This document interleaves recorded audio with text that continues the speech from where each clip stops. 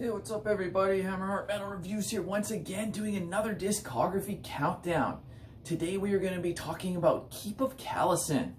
These guys are from Norway, kind of get lumped in with the whole Norwegian black metal scene, although they were kind of a little bit later on the scene. They weren't there in the early 90s. And their later albums weren't really so much like straight ahead black metal, as much of more of a blend of melodic death metal, melodic black metal, really kind of their own unique spin on it. The only consistent member the whole way through their career is Obsidian Claw. He's been their longtime guitarist and songwriter. He's now also their vocalist. They did mostly have the same drummer, Bill or Vile. I'm not sure how you pronounce it. VYL is his, whatever you want to call it, his moniker that he goes by. He's on pretty much every release. I don't think he's in the band anymore, but he is an absolutely amazing drummer. Easily, in my opinion, the best part about this band is always the drumming. That's fucking off the charts.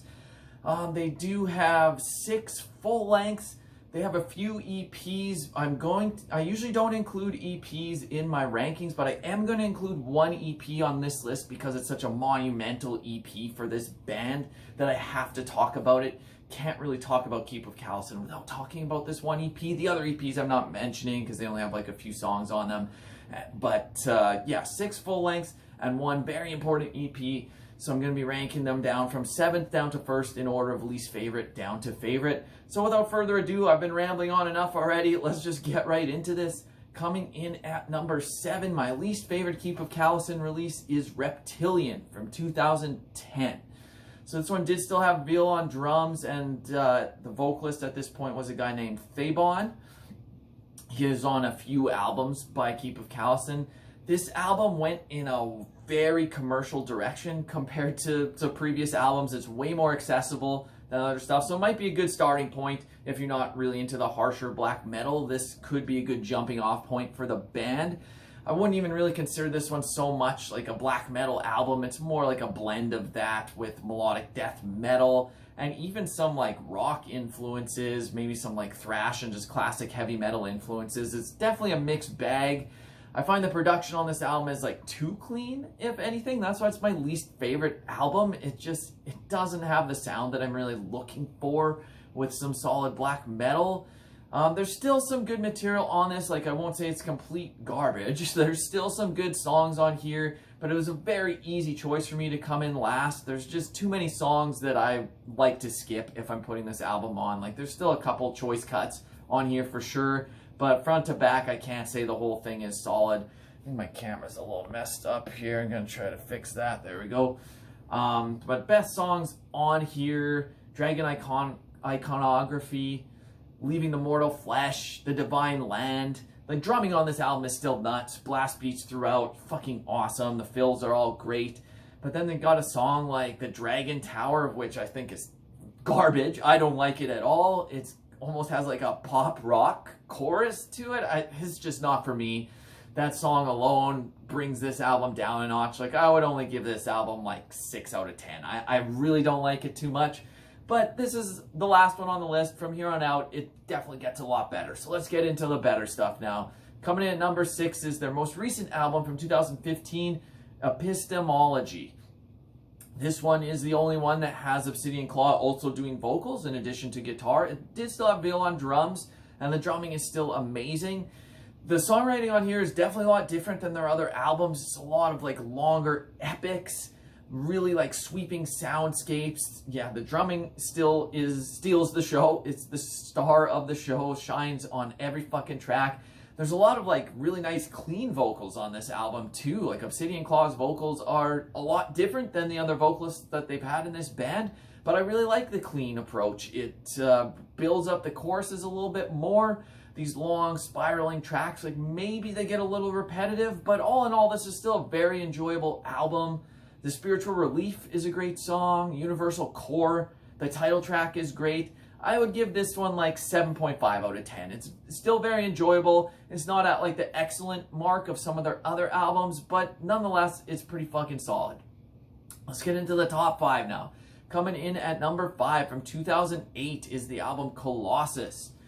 This was still kind of in the more accessible direction, very melodic, a little bit more commercial than stuff in the past. Not as commercial as Reptilian, and not as accessible as that. There's still like a lot of black metal on this album. It is kind of a logical progression of their career. Like, this was their third most recent album, so it was the one right before Reptilian. So you could kind of see the direction it was going up to that point.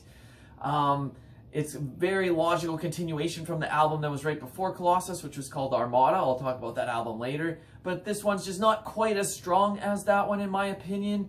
It's got the very clean sounding production again. Not all the songs hit. Some of them really fucking hit. There's some killer songs on here, but not all of them are. There's a little bit of what I would consider filler. It's not all killer. There's some filler. The drumming on every song is still fucking nuts, though. Like, it always is. I can't emphasize that enough. If you just want to hear some solid fucking drumming, go listen to Keep of Kalessin, because that's what you're in store for. It was still Thabon on vocals at this point. He only did the 3 albums, Armada, Colossus, and Reptilian. And yeah, best songs on here. A New Empire's Birth is great. Ascendant is super fucking catchy. The chorus in that is awesome. That's probably my favorite track on the album. Against the Gods is really great too. All in all, pretty decent album. Probably give this like 7.7 out of 10. Maybe not quite at the 8 out of 10 level, but it's getting there. And now let's get into the top 4, and this is where it gets really fucking good. Coming in 4th, I've got their debut from 1998, Through Times of War. So at this point, the vocalist was a guy called Gash, G-H-A-S-H, and he's definitely more on the raw black metal side of things with the vocal approach, but I fucking love it. The stuff on here is great. This one's more of like a straight ahead black metal album. There's definitely got some keyboards and synths, which they really only used on like the first couple albums, not so much after that. But the production on here is still really good, even though it's more of like a raw black metal approach. You can still hear everything great. Like, this isn't raw black metal in the sense of like old school Dark Throne or something like that. Like, you can still really hear fucking everything. The atmosphere is almost like warm and murky, if that makes sense. But yeah, really great underscoring melodies on this whole album, and it really brings out a sense of melancholy. The vocals are so fucking harsh, but great. And as usual, the drumming is fucking amazing. It's Veal again. Pretty much, like I said, he's on everything except the EP that I'll talk about later. The riffs are great. Kind of typical riffs of black metal in the late 90s. So maybe nothing to stand out riff-wise. But nonetheless, catchy songs. Great fucking album through and through. Title track is great. I Choose to Suffer is awesome. Obliterator is another really good one. All in all, I give this one like 8.3 out of 10. Definitely fucking solid black metal release and deserves a listen. Up next at number 3, I'm going to go with the EP that I'm talking about. So whether this should be on the list or not is debatable. Like I said, I generally don't include EPs, but this one is monumental, so it deserves a mention. It's from 2003 and it's called Reclaim. So actually, after their first 2 albums, Keep of Kalessin broke up. But then Obsidian Claw really still wanted to put out another album, so he recruited Frost to play drums. Frost, of course, from Satyricon fame, 1349, tons of fucking black metal bands, and actually brought in Attila on vocals. Attila, of course, from Mayhem, to name one the major band. He's been all over the place too, tons of fucking bands, but he's such a unique voice, and this combination of the 3 of them, it's just fucking awesome. Like, this is such a groundbreaking EP that I had to include on the list. It is only 5 tracks, and one of them's an intro, so really only 4 songs. One of them is a redone song of Obliterator that I just talked about from the debut. They redo it here, and it's fucking better here with Attila on vocals. Other great songs here, Come Damnation, possibly my favorite Keep of Kalessin song, just fucking awesome. The title track, Reclaim, is great too. Like, this EP really started pointing them in a new direction, bringing them along a new path. A lot grander in scope than the first 2 full lengths. The performances are so fucking tight and just memorable. And yeah, Attila's vocals are just so unique that it really makes this stand out. And of course, Frost's drumming, like, it's right up there with Veal's drumming. These are a couple of the best black metal drummers fucking out there. The riffs are great. There's even some solos thrown in. All in all, can't recommend this one enough. It's only at number 3 because there's not enough material for me to rank it in the top 2. If this was a full length, it would probably be number 1. But with only 4 songs, I can't really put it higher than that. But for an EP, this is fucking mint, and that's why it's here. Number 2 now. Second favorite Keep of Kalessin full length is Armada from 2006. So this is the follow-up to the Reclaim EP. He got Bill back on drums, and this is the first album that had Thabon on vocals. The vocals are a little bit different for sure, almost like spoken word at some point, and like yelling, but still some good black metal rasps as well, and kind of like clean vocals in a way. He's like singing but screaming at the same time. It's very hard to describe. It's almost like a thrash metal approach to black metal singing, if that makes any sense at all, or if I'm talking nonsense. But this is the album where it really kind of started going into like a melodic black metal, melodic death metal blend. But this album, they fucking nailed the sound. Like, this is fucking awesome. It's a very unique blend of those two sounds, and even has like some thrash influence as well. This might be like a little bit more accessible than the earlier albums. So some people might say, oh, is it a sellout? Well, no, fuck that. Like, it's still a fucking killer album. There's blast beats like throughout the whole fucking thing. It's screaming. So whatever you want to call it, I don't care. It's fucking enjoyable and it's awesome. Like, yeah, it's not nearly as commercial as something like Reptilian, but yeah, it's just starting to go in that direction. But all these songs are catchy as hell, but they're still fucking bangers. Like, this album slays. It's so fucking good, and it's like sing-alongable too if you scream and yell or whatever you want to do. But fucking the drumming is amazing. Again, can't really pump this album up enough. It could have easily been my #1. Like, this one's easily a 9 out of 10, maybe even higher. Favorite tracks on here: Crown of the Kings, Vengeance Rising, Into the Fire. The title track, Armada, is great. The Wealth of Darkness, like, I could name this whole fucking album. Every song's fucking great. All in all, really excellent album. Almost want to put it #1, but #2 is not so bad. But that just leaves one. My favorite Keep of Kalessin album, at least today, could have been Armada, but for today, I'm leaning a little bit towards the more black metal side. Their second album from 1999, Agnin, A Journey Through the Dark.